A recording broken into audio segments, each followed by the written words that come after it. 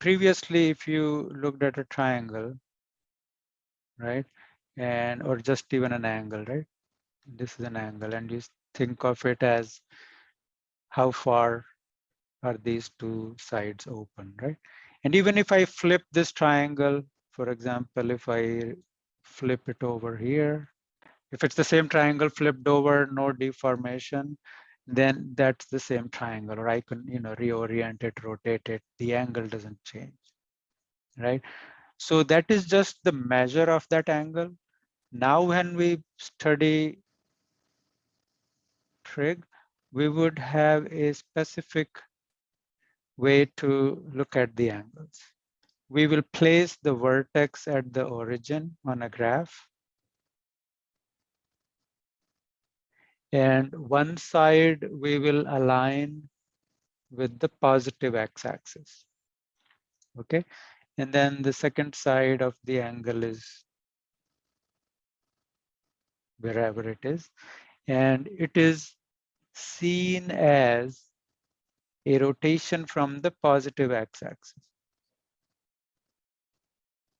Okay, how much have you rotated? If this is the hand, this is how the clock goes, right? And this will be the counter of that. Right? So going this way is counterclockwise. So counterclockwise we take as positive movement. So however much it rotated, that angle is a positive angle. And if you go clockwise, if you came this way, that is treated as a negative.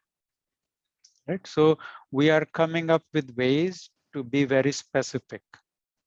Right? What is the orientation, which way? Because it's not just about angles like this. We will be using the same notions about rotation. If something is rotating, then we are able to say whether it's moving counterclockwise or clockwise based on the sign of the angle. If we say plus 30 degrees, something rotated by plus 30 degrees, then you know it went counterclockwise. Right? So we are creating these notions, some standards. So this is the vertex of the angle, right? This is this called the initial side. And this is called the terminal side. Terminal means ending. So you start from the positive x-axis and you stop on the other ray between which you are finding the angle. And when you set up an angle like this, it is called the angle in standard position. Okay, any angle when you set it up like this, it is an angle in standard position. The vertex is at the origin and the initial side is aligned with the positive x-axis and the terminal side is the other side.